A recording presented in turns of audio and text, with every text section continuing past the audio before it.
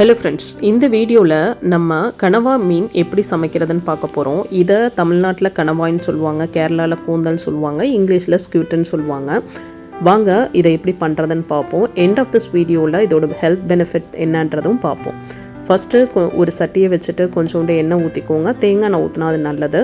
Plus அதில் first கடுகு போட்டுருங்க. அதுக்கப்புறம் கருவேப்பிலை போட்டுட்டு இது கொஞ்சம் இப்படி வெடித்து வந்ததுக்கப்புறம் வெங்காயம் நறுக்கி வச்சதை போட்டுருங்க. சின்ன வெங்காயம் போட்டிங்க அப்படின்னா டேஸ்ட் ரொம்ப நல்லாயிருக்கும். ரெண்டையும் மிக்ஸ் பண்ணி கூட நீங்கள் போட்டுக்கலாம். சின்ன வெங்காயம் ப்ளஸ் பெரிய வெங்காயம் ரெண்டுத்தையுமே போட்டுட்டு கொஞ்சம் நேரம் இப்படி இலக்கி கொடுத்ததுக்கப்புறம் நீங்கள் இப்போ என்ன பண்ணணும் அப்படின்னு சொன்னால், இந்த பர்டிகுலர் இதை கொஞ்சம் நேரம் இப்படியே இலக்கி கொடுங்க. இலக்கி கொடுத்துட்டு அது கொஞ்சம் கலர் மாறினதுக்கப்புறம், ரொம்ப கலர் மாறணும்னு அவசியம் இல்லை, கொஞ்சம் மாறினதுக்கப்புறம் நம்ம சில இன்க்ரீடியன்ஸை இதில் நம்ம சேர்க்க போகிறோம்.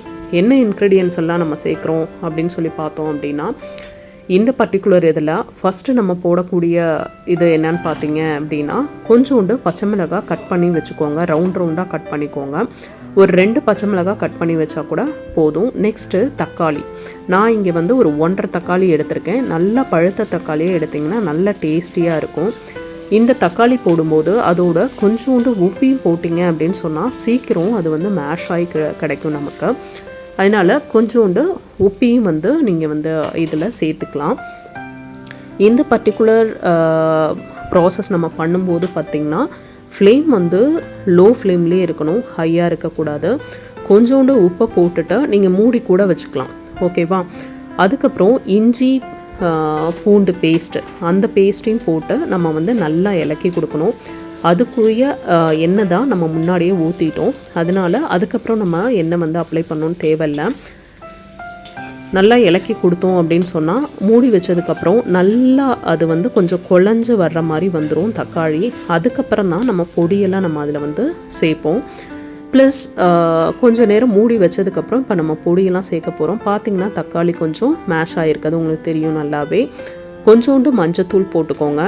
மஞ்சத்தூள் போட்டு முடிச்சதுக்கப்புறம் இதில் ஆல்ரெடி நம்ம பச்சை மிளகாய் சேர்த்துருக்கோம். ஸோ தேவையான அளவு நீங்கள் எவ்வளோ ஸ்க்யூட் இருக்கோ, எவ்வளோ கனவாய் இருக்கோ அதுக்கேற்றாப்புல மிளகாத்தூள் சேர்த்துக்கோங்க.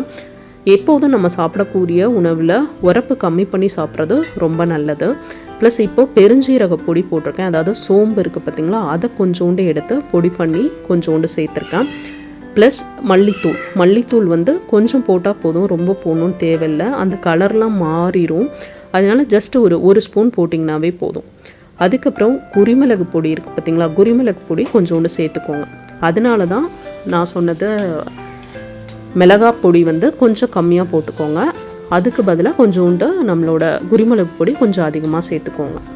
இதை லோ ஃப்ளேம்லேயே வச்சு கொஞ்சம் நேரம் இலக்கி கொடுத்தீங்க அப்படின்னு சொன்னால் அந்த பொடியோட பச்சை ஸ்மெல் எல்லாமே போயிருக்கும். அதுக்கப்புறம் கரெக்டாக எண்ணெய் பிரிஞ்சு வர்ற ரீதியில் இருக்கிற வரைக்கும் நம்ம இதை லோ ஃப்ளேம்லேயே வச்சு வேக வைக்கணும். கேரளாவில் இதை கூந்தல்னு சொல்லுவாங்க. ஏன் சொல்கிறாங்கன்னு கூட அவங்களுக்கு தெரியாமல் சிலருக்கு இருக்கலாம். இந்த ஒரு கணவாய் நம்ம ஹேர் க்ரோத்துக்கு ரொம்ப ஹெல்ப் பண்ணும். இப்போ நான் போடுறது புதினா போட்டிருக்கேன். உங்கள் வீட்டில் புதினா இருந்தால் நீங்கள் சேர்த்துக்கலாம், இல்லைனா சேர்க்க தேவையில்லை. பட் இது நல்ல டேஸ்ட்டாக ஒரு ஃப்ளேவரை நமக்கு கொடுக்கும். இது போட்டு முடித்ததுக்கப்புறம் கொஞ்சம் நேரம் நீங்கள் மூடி வச்சுருங்க. ஓகே, இது ஹேருக்கு ரொம்ப ஹெல்ப்ஃபுல்லாக இருக்கும். ஹேர் அதாவது ஸ்கால்பில் நல்லா ஒட்டலை, கேப்பாக தெரியுது அப்படிலாம் இருக்கிறவங்களுக்கு, டேண்ட்ரஃப் தொல்லை இருக்கிறவங்களுக்கு, இது மாதிரி இதுக்கெல்லாம் இது ரொம்ப ஹெல்ப்ஃபுல்லாக இருக்கும் இந்த கணவாய் மீனை. இப்போ நான் புளி கரைச்சி வச்ச தண்ணியை தான் ஊற்றிருக்கேன். கொஞ்சோண்டு புளியை கரைச்சி வச்சு அதோட தண்ணியை இதில் நீங்கள் ஊற்றிடுங்க. ஊற்றி முடிச்சுட்டு கொஞ்சம் நேரத்துக்கு அப்புறம் நீங்கள் என்ன பண்ணணும் அப்படின்னு சொன்னால், கொஞ்சம் நேரம் இப்படி இலக்கி கொடுங்க. இலக்கி கொடுத்து முடித்ததுக்கப்புறம் நம்ம பார்க்குறோம் கரெக்டாக அந்த புளியோட தண்ணி இதில் சேர்ந்து அதோட ஆயில் உங்களுக்கு வெளியே தெரிகிற மாதிரி இருக்கும்.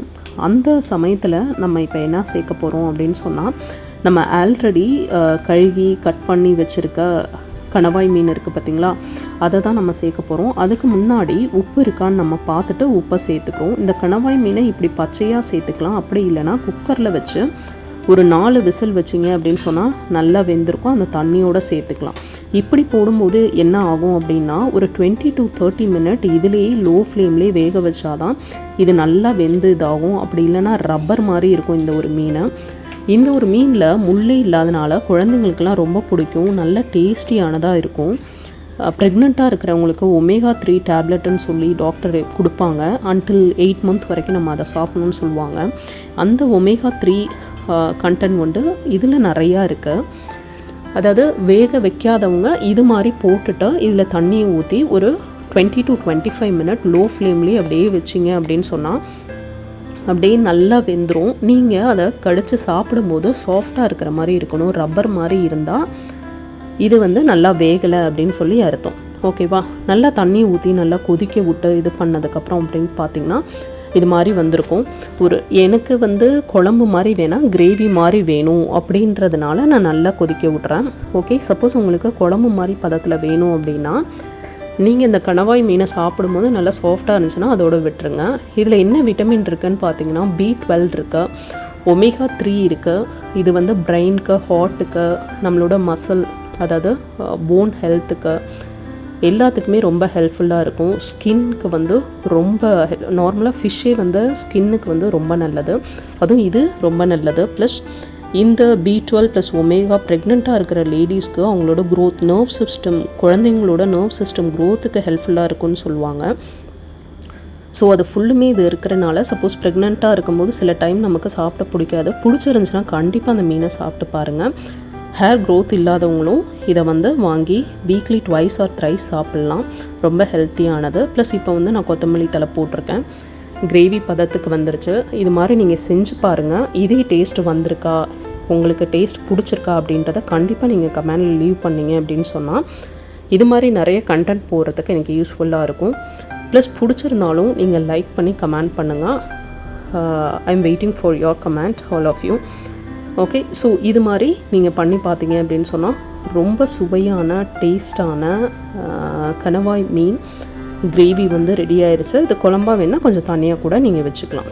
ஓகே, இது எல்லாருக்கும் பிடிச்சிருக்குன்னு நம்புகிறேன். பிடிச்சிருந்தால் லைக் பண்ணி ஷேர் பண்ணுங்கள் ஃப்ரெண்ட்ஸ். உங்கள் ஃப்ரெண்ட்ஸ் யாராவது கேட்டாங்க எப்படி பண்ணுறதுன்னு தெரியலன்னு நினச்சாங்கன்னா இந்த வீடியோவை அவங்களுக்கு ஷேர் பண்ணி கொடுங்க.